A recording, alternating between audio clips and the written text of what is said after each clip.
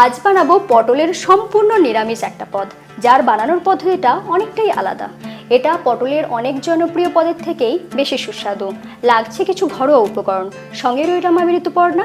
আপনারা দেখছেন ঋতুর রান্নাঘর। এখানে আমি নিয়েছি 500 গ্রাম পটল।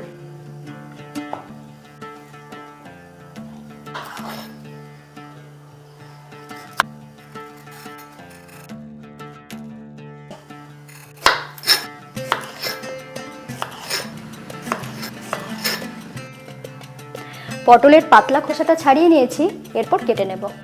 এটাকে আমি মাঝ বরাবর এইভাবে দুটো টুকরো করে নিচ্ছি।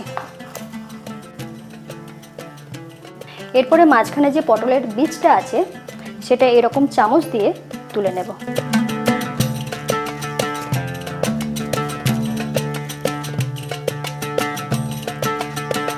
দেখুন চামচ ব্যবহার করার জন্য কত সহজে শাঁসটা বেরিয়ে এলো। সবকটা পটলেরই শাঁস বার করে নিয়েছি। এই পটলটার সাথে আমি মিশিয়ে দিচ্ছি 1 টেবিল চামচ কর্নফ্লোর বা কর্নস্টার্চ, সাথে দিয়ে দিচ্ছি হাফ চা চামচ কাশ্মীরি লাল লঙ্কার গুঁড়ো। শুধু রঙটা একটু ভালো হওয়ার জন্য এখানে দিয়ে দিচ্ছি সামান্য একটু হলুদ গুঁড়ো। এখানে কিন্তু আমি নুন দিলাম না, নুন দিলে জল কাটতে শুরু করবে, তখন ভাজতে অসুবিধা হবে।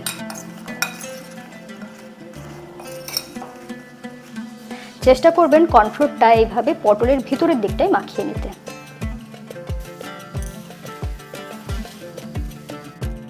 আর লাগছে পনির 100 গ্রাম। এটা ঘরে বানানো পনির, শুধুমাত্র খেয়াল রাখতে হবে যেন একটুও জল না থাকে। এরপরে আমি পনিরটা মেখে নেব। এরপর একে একে এখানে কিছু রেগুলার মশলা দিয়ে দেব। প্রথমেই দিয়ে দিচ্ছি স্বাদ মতো নুন, দিচ্ছি হাফ চা চামচ চিনি, দিচ্ছি হাফ চা চামচ আদা বাটা, দিয়ে দিচ্ছি সামান্য একটু এলাচ গুঁড়ো, দিয়ে দিচ্ছি সামান্য একটু গোলমরিচ গুঁড়ো। সব শেষে দিয়ে দিচ্ছি 1 চা চামচ কর্নস্টার্চ। এখানে আপনাদের বলে দিই, গোলমরিচের পরিবর্তে আপনারা লঙ্কা গুঁড়ো কিংবা চিলি ফ্লেক্স ব্যবহার করতে পারেন, আর কর্নফ্লোর বা কর্নস্টার্চের পরিবর্তে ময়দাটাও ব্যবহার করতে পারেন। দেখুন যেহেতু আমি ছানার জলটা বেশ ভালো করে নেগড়ে নিয়েছিলাম বলে কত সুন্দর টাইট টাইট করে এটাকে মাখা যাচ্ছে। দেখুন বেশ ভালো করে মেখে নিয়েছি থেসে থেসে। এরকম একটা পটল নিলাম, এরপরে ছানার পুরটা নিলাম, একটু হাতে করে এইভাবে বানিয়ে নিলাম। নেওয়ার পরে এখানে দিয়ে দিচ্ছি। পটলের মধ্যে যেহেতু আগে থেকেই আমি কর্নফ্লোর লাগিয়ে রেখেছি, সেই জন্য এটা কিন্তু চট করে ছেড়ে দেবে না। দেখুন এইভাবে লাগিয়ে নিতে হবে। এইভাবে আমি পুরগুলো ভরে নিয়েছি। পটলটা রেডি হয়ে গিয়েছে। এরপর গ্রেভির জন্য একটা মশলা বানিয়ে নেব। এখানে নিয়েছি 1/4 কাপ পোস্ত, আর নিয়ে নেব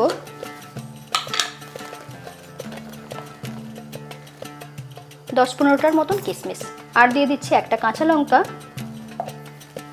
সব কিছু জোগাড় শেষ, ফাইনালি রান্নাটা শুরু করব। দিয়ে দিচ্ছি 2 টেবিল চামচ সর্ষের তেল, সাথে দিয়ে দিচ্ছি 1 টেবিল চামচ ঘি। তেল বেশ ভালো করে গরম হয়ে গিয়েছে। এরপর একে একে পটলগুলো দিয়ে দিচ্ছি।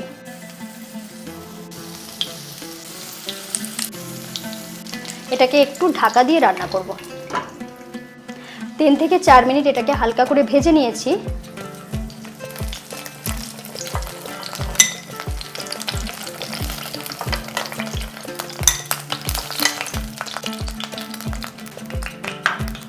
ফোড়নে দিয়ে দিচ্ছি 3টে ছোট এলাচ, আর দিয়ে দেবো 4টে লবঙ্গ। ফোড়নটা একটু হালকা ভেজে নিচ্ছি। এরপরে দিয়ে দিচ্ছি 1 চা চামচ আদা বাটা, সাথে সাথে দিয়ে দেব 1 চা চামচ মৌরি বাটা,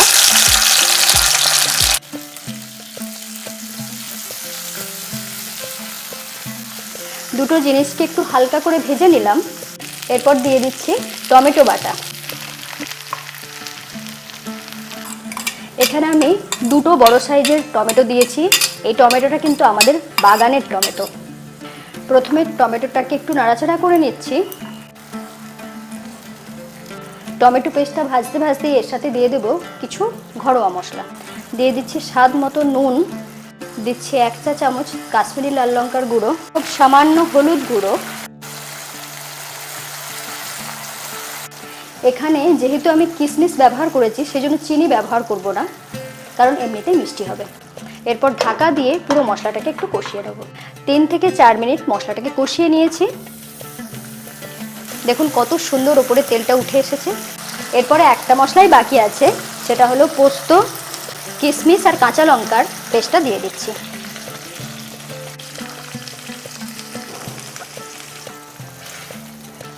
আপনারা নিশ্চয়ই লক্ষ্য করেছেন যে এই রান্নাটাতে আমি মৌরি বাটা ব্যবহার করেছি, তার সাথে পোস্ত আর কিশমিশ বাটা একসাথে ব্যবহার করেছি। এতে এই রান্নাটার একদম ইউনিক স্বাদ হবে, যেটা আপনারা, আমার তো মনে হয় এরকম রান্না আপনারা ইউটিউবে কেন কোথাও পাবেন না। দেখতে দেখতে দেখুন মশলাটা কষানো হয়ে গিয়েছে। যতক্ষণ না পর্যন্ত এইভাবে তেলটা ওপরে উঠে আসছে ততক্ষণ পর্যন্ত অবশ্যই কষিয়ে নেবেন, তারপর জলটা দিয়ে দিচ্ছি। গ্রেভি খুব বেশি হবে না, সেজন্য আমি দিয়ে দিচ্ছি 1 কাপ মতন জল। এরপর ঢাকা দিয়ে গ্রেভিটাকে ফুটিয়ে নেব।